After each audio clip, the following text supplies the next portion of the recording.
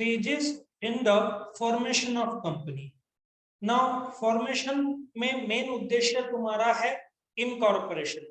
Incorporation का मतलब होता है रजिस्ट्रेशन. प्रमोशन तो अभी तक सिर्फ आइडिया है, कंपनी का जन्म नहीं हुआ है. इनकॉर्पोरेशन में कंपनी का जन्म होता है, लेकिन क्या बच्चा जब जन्मा तो तुरंत चल सकता है? The answer is no. करीबन 1-2 साल रुकना पड़ता है. तो कमेंसमेंट, एक्चुअली धंधे की शुरुआत को कमेंसमेंट बोलेंगे. तो कभी भी कंपनी का जो फॉर्मेशन के स्टेजेस है उसके 3 भाग होते हैं: प्रमोशन, इनकॉर्पोरेशन. इनकॉर्पोरेशन में कंपनी का जन्म हुआ है, बर्थ सर्टिफिकेट मिल गया है, उस बर्थ सर्टिफिकेट को सर्टिफिकेट ऑफ इनकॉर्पोरेशन बोलते हैं. कमेंसमेंट मतलब अभी धंधा शुरू कर सकते हैं, उसको certificate of commencement of business बोलते हैं. ये दोनों सर्टिफिकेट रजिस्ट्रार ऑफ कंपनीज देगा. इंडिया में 22 रजिस्ट्रार है. रजिस्ट्रार ऑफ कंपनीज का काम है कंपनी को रजिस्टर करना. हर एक स्टेट में एक एक रजिस्ट्रार, पर महाराष्ट्र और तमिलनाडु में कंपनीज ज्यादा है तो वहां पे 2 रजिस्ट्रार है. सो इनकॉर्पोरेशन के लिए तुमको रजिस्ट्रार के पास जाना है, रिक्वायर्ड डॉक्यूमेंट सबमिट करना है, जिसमें से एक डॉक्यूमेंट जो सबमिट करना है उसको memorandum and articles of association बोलते हैं.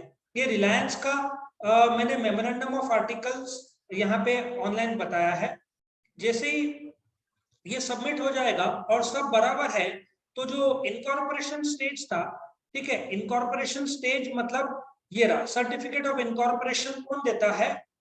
रजिस्ट्रार. तुम देखोगे ये गवर्नमेंट ऑफ इंडिया के नाम पर ये दिया है रजिस्ट्रार ने. यहाँ पे देखो registrar of companies, deputy registrar भी रजिस्ट्रार का एक पार्ट है ना. ये जो सर्टिफिकेट ऑफ इनकॉर्पोरेशन है ये तुम्हारा इनकॉर्पोरेशन स्टेज में आता है. ये तुम्हारे सामने जो था ये certificate of incorporation of Reliance था.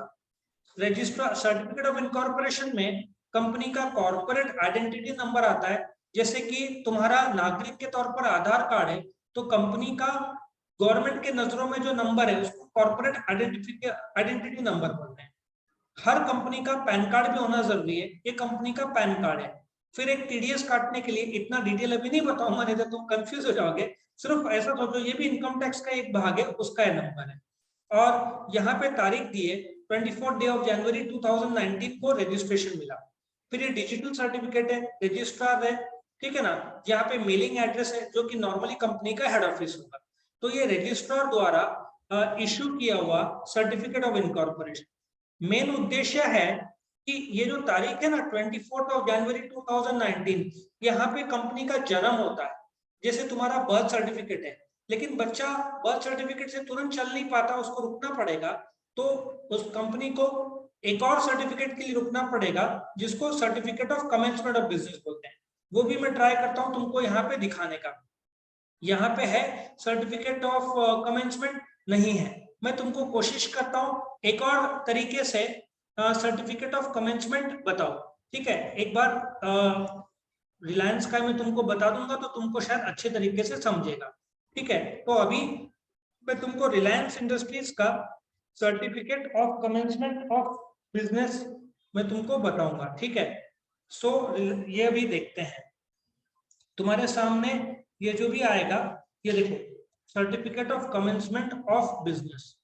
यहाँ पे कोशिश कर रहा हूं मैं तुमको रिलायंस का दिखाने का. ये रहा certificate of commencement of business. काफी पुराना है, उस समय तो कंपनीज एक्ट 1970s में इन्होंने लिया था, मई 73 को. लेकिन बोलने का तात्पर्य यह है कि पहले कंपनी को सर्टिफिकेट ऑफ इनकॉर्पोरेशन मिलता है. देखो इसमें सर्टिफिकेट ऑफ इनकॉर्पोरेशन भी दिया होगा. ये सर्टिफिकेट ऑफ इनकॉर्पोरेशन रिलायंस का पुराना है इसलिए ऐसा बनाया हुआ है. ये मिलने के बाद पब्लिक कंपनी को एक और सर्टिफिकेट के लिए रुकना पड़ता है जिसको certificate for commencement of business बोलते हैं. ये मिलने के बाद मतलब ये जो तारीख है मे 8th डे ऑफ May 73, मतलब 8 मई 1973 के बाद रिलायंस अपना धंधा शुरू कर सकता है. ये रिलायंस का जन्म हुआ जो भी तारीख दी है सर्टिफिकेट ऑफ इनकॉर्पोरेशन में. और ये कमेंसमेंट मतलब काम शुरू कर सकता है. तुम्हारे मन में आ रहा होगा दोनों सर्टिफिकेट में फर्क क्या है.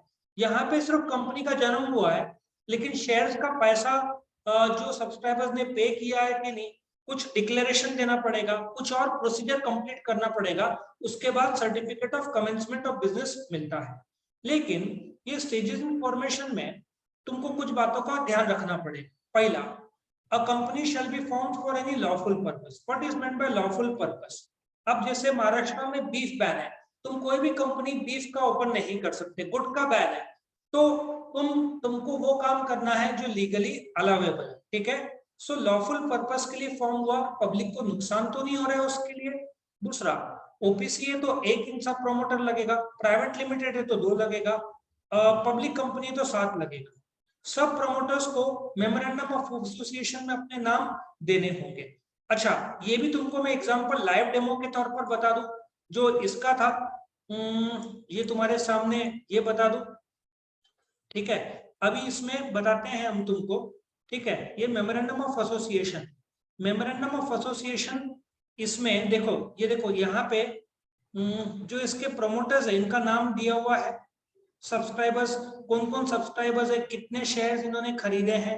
यहाँ पे इंसान भी हो सकता है और दूसरे कंपनी भी हो सकते हैं।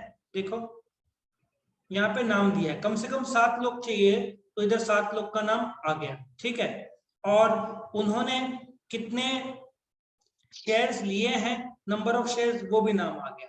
तो ये सब्सक्राइबर्स है, कम से कम 7 लोग लगते हैं, तो ये 7 लोग में 1 2 3 4 5 6 और 7, ये 7 लोग सब्सक्राइबर्स हैं, ठीक है। इनका यहाँ पे साइन भी आएगा, साइन बिफोर मी एक विटनेस लगता है, तो रूपल उमंग शाह विटनेस है और ये 7 सब्सक्राइबर्स है टू द मेमोरेंडम, ठीक है।